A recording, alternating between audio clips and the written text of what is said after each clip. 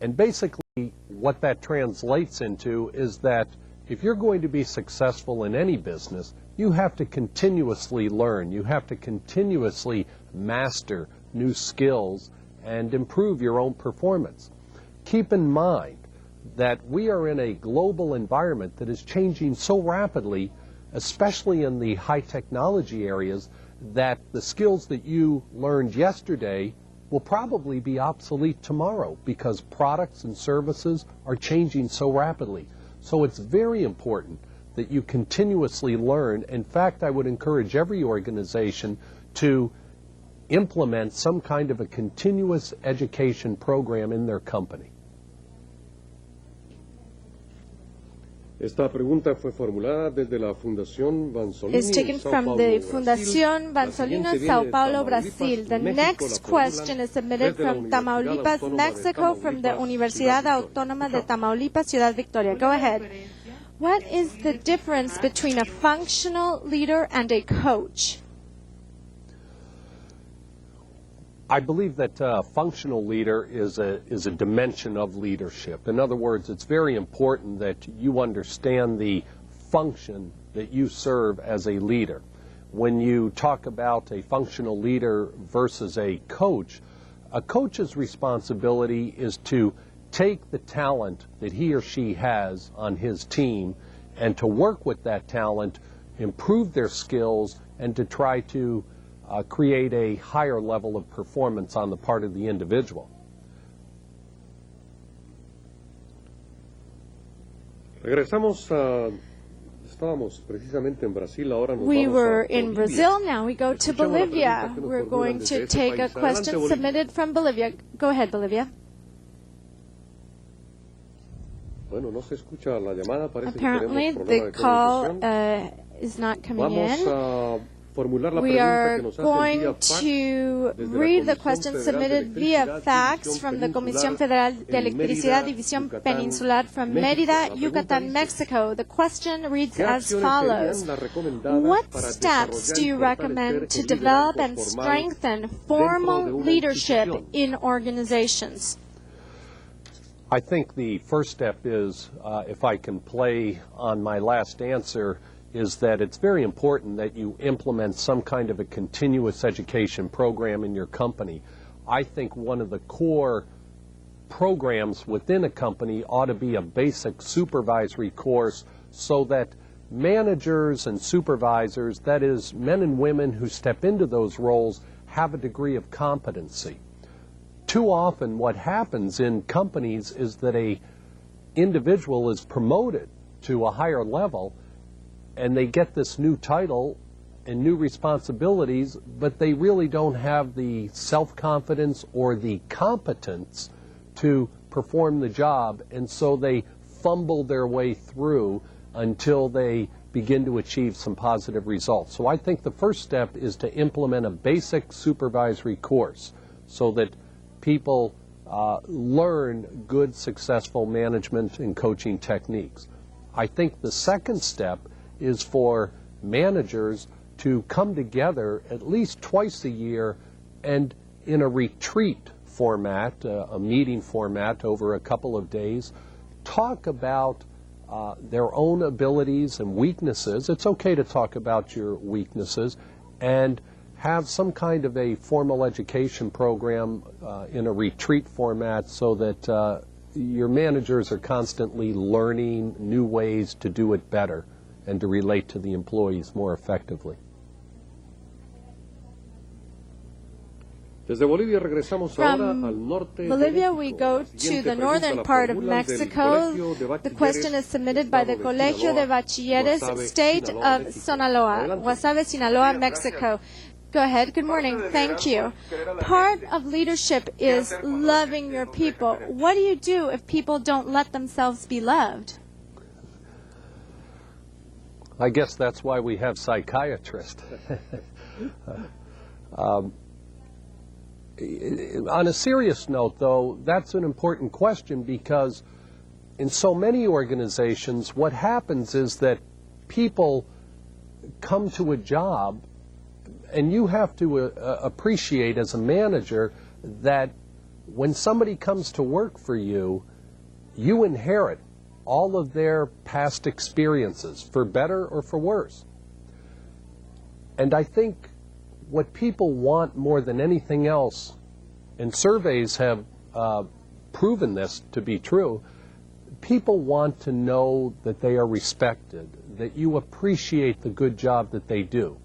So I think the burden is not upon you as the manager to stop loving people, but rather it's on the employee in this particular case to show him or her that you value them and raise their self-esteem, help them appreciate their own talents, and I think in doing that you'll begin to find the way to their heart and open up their heart so they can love themselves. Once again, we go back to Bolivia. The question is submitted from the Universidad Privada Boliviana en Cochabamba. Go ahead. Buenos días. ¿Cómo la necesidad de facultar a los empleados to achieve a coherent strategy throughout the firm, employees to be oriented to serve a local needs department division?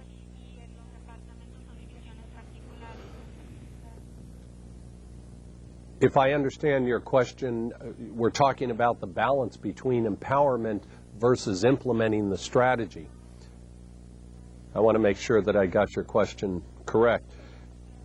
Empowerment should in fact be a strategic component of a company's long-term strategy.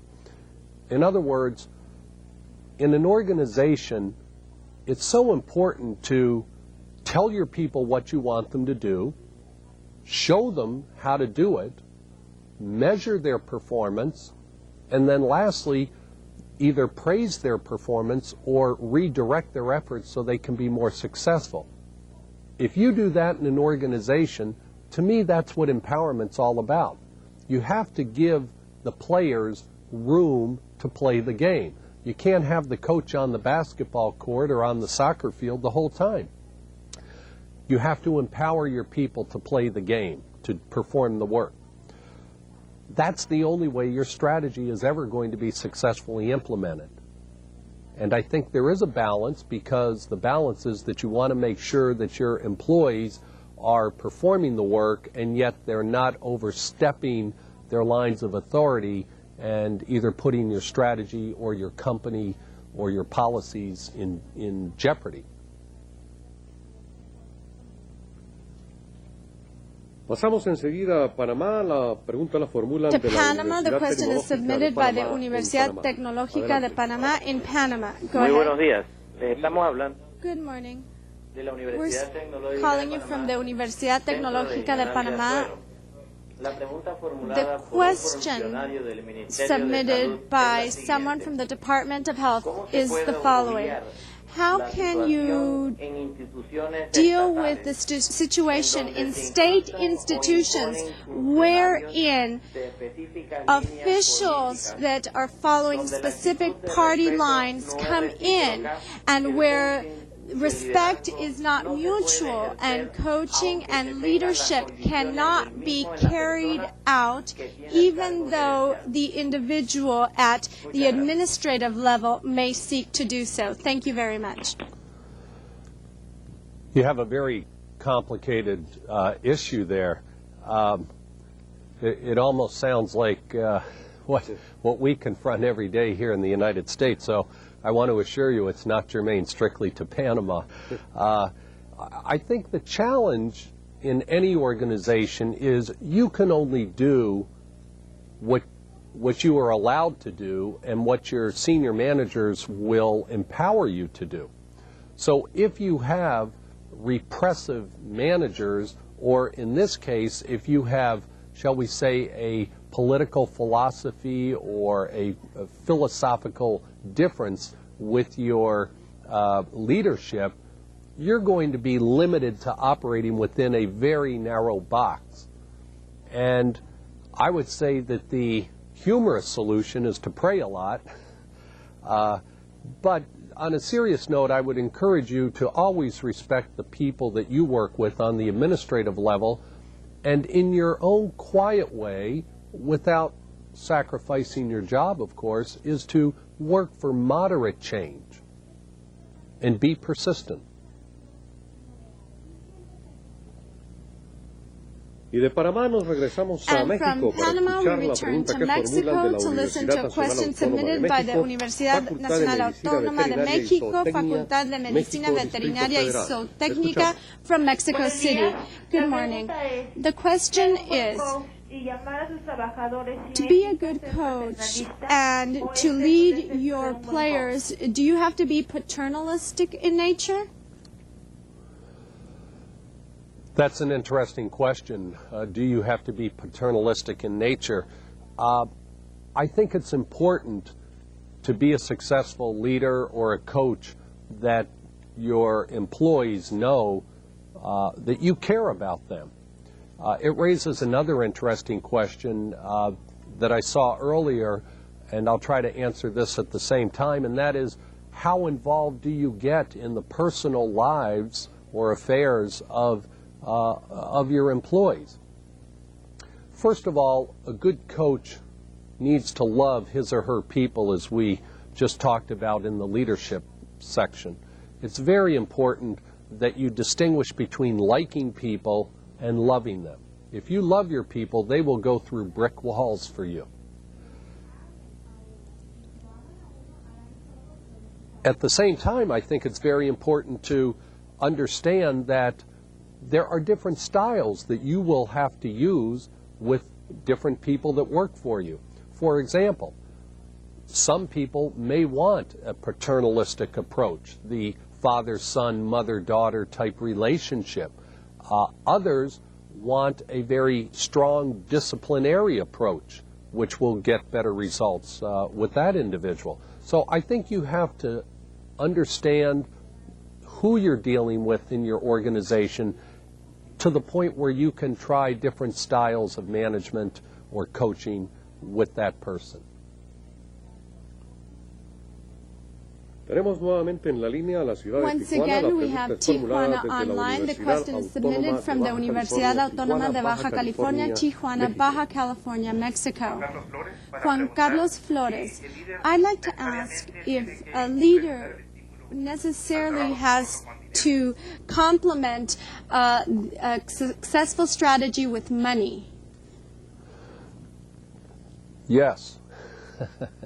I think a strategy, if I understand your question, it takes money to accomplish most strategies in an organization. If you have a new product or a service, or if you are on the government side and you are trying to implement a agency-wide program, it takes money. I think it's very difficult for anybody, a leader especially, to be successful if he or she does not have money. Now, I think at the same time, we have all operated in organizations, including my own company, where we don't have enough money to do everything. So the question is, what are your priorities? And then secondly, if you don't have enough money to implement a particular project or program, what innovative ways can you use, what innovative approaches can you use to accomplish that goal? I would encourage you to take a look at how Boeing Airlines in Seattle, Washington, here in the United States, operated a program which has become known as the Skunk Works, just like the animal, the skunk. And they did a program at night with management's blessing, but management sort of turned their eye away from it and allowed them to do it, didn't ask many questions, but they didn't give them much money either. And the program, which was the development of a new airplane, was very successful.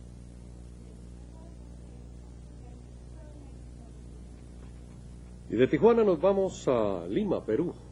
La pregunta la hacen Peru. desde The el question Instituto is Nacional de submitted by the Investigación y Instituto Capacitación Nacional de Investigación y Capacitación de Siga, Lima. Telecomunicaciones. Lima, go ahead, please. ¿Qué se tiene que hacer? Hello, what do you Si have el to paradigma del do líder y if el the del urgente leadership es diferente? paradigm, or the paradigm of the leader and the paradigm of his employees are different? What do you do? Thank you. Well, you're going to have different paradigms in an organization. I want to make sure that by the use of the word paradigm, we're not talking about different beliefs. Because if you have two opposing belief systems, you're going to have some real clashes in the organization. And frankly, somebody's going to have to go. It's either the leader or the employees. An excellent example of that here in California was the hiring of John Sculley, who worked for Apple Computers. The founder of Apple Computers, Stephen Jobs, and John Sculley had a real conflict after about 2 years, and unfortunately, the founder, Stephen Jobs, was fired from the company, from Apple Computers.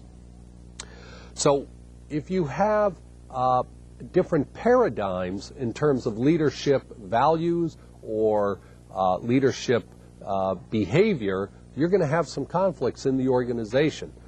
Hopefully, you have a leader who is tolerant of many different styles and ways to accomplish a project, but that leader probably wants to be focused on results and performance.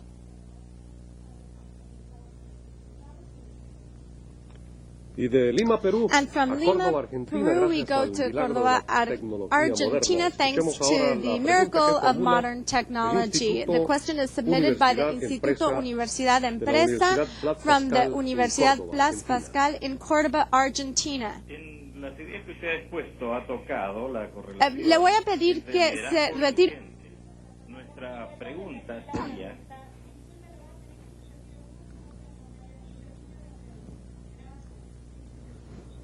Away from the screen.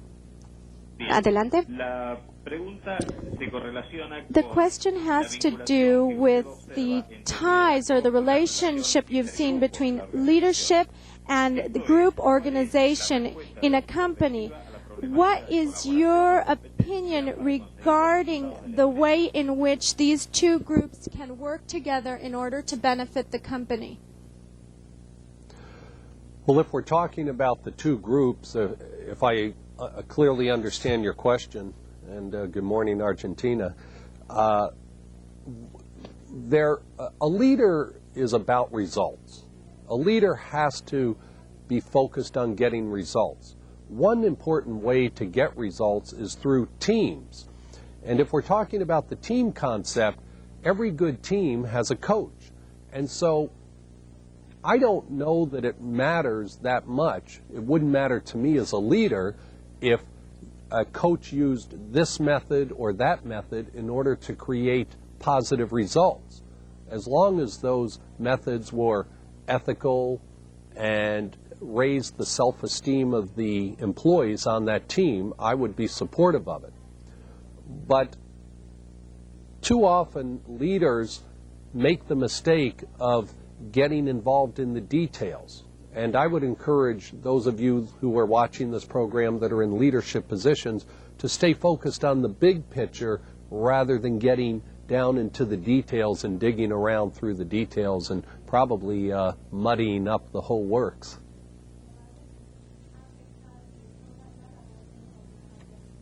I hope that answers the question. Muchas gracias. Vamos ahora de Argentina. Now, from Argentina, we go to Oaxaca, Mexico. The next question is submitted by the Comisión Federal de Electricidad, Zona de Distribución, División Sureste, Bahías de Huatulco, Oaxaca, Mexico. Go ahead. Good morning. Yesterday, the President of Mexico expressed his leadership by accepting responsibility for Mexico's economic situation. My question then is, within the context of global competition, the concepts of leadership strategy, are these applicable to a powerful company or a country rather, when they try to exert their sovereignty over other countries? Thank you. Your question reminds me of the problems that General Motors had in the 1980s. I think they thought for too long they were a sovereign country. they learned very quickly that Japan had a very fine automotive market as well, and paid a dear price for that poor strategy and bad leadership, I might add. With respect to your first comment about the President of Mexico accepting responsibility, I see that as a very good example of how a leader should step forward and accept responsibility for the successes or failures of his particular organization, including a great country like Mexico. That's the sign of a true leader. The second point is, though, what is the leader going to do to change the results? When you look at the globalization of our economies, and by that I mean that the economy of Mexico or the United States is not contingent upon their own success, but it's very dependent upon the success of so many countries now because of the global trading arrangements and treaties that we have. So it's important for a leader to have a very broad picture and to see the big picture and to try to incorporate as many different strategies that are going to be successful for his or her organization. I think you have a complicated issue there, but yes, I do believe that the strategies that I've outlined will work for a company as well as a nation. Nos vamos ahora a Now we go to Tuxtla Gutiérrez, Chiapas, Mexico. The question is submitted by the Instituto Tecnológico de Tuxtla Gutiérrez. Go ahead, please. Yes? I'm calling from the Instituto Tecnológico de Villahermosa, Tabasco. In an educational institution, where should the coach start off to motivate and incentivize individuals and lead them towards that letter of leadership that the coach is seeking? Thank you. Well, an educational institution is a very large structure, and so you have many different layers within that institution. But let's talk for one moment about the teachers. Let's talk about the structure in terms of administrative support. And then another layer is the hierarchy, in fact, the office of the president of the university. I think it's real important for any successful change and growth in an organization to start at the top and work its way down the organization. Preferably that starts at the office of the president, but perhaps in your question what you're trying to get at is how can you as a department chair, a chairman of your department, begin to implement some of these principles that we've talked about here. And I think the key is that you recognize that in your own limited area of influence that you have a great deal of influence. There's a great deal of improvement and change that you can make. Believe in yourself, believe in your people, have a clearly defined strategy, and with that strategy, create the support of your people for that strategy and then begin to implement it. And I think at that level you can have some very significant change. From Oaxaca, Mexico, the Comisión Federal de Electricidad, División Suroeste. We're listening. Yes, we're calling from the Comisión Federal de Electricidad from Oaxaca, Mexico. How can you have feedback flowing in a standardized and decentralized fashion, employee leader, and how can you empower people in a basically autocratic organization? Well, let me give you two examples of that. I think it really begins with behavioral change. I'm reminded of the joke of the construction worker who shows up every day with the same lunch, a bologna sandwich or a taco for lunch. And every day he complains about having to eat the same lunch.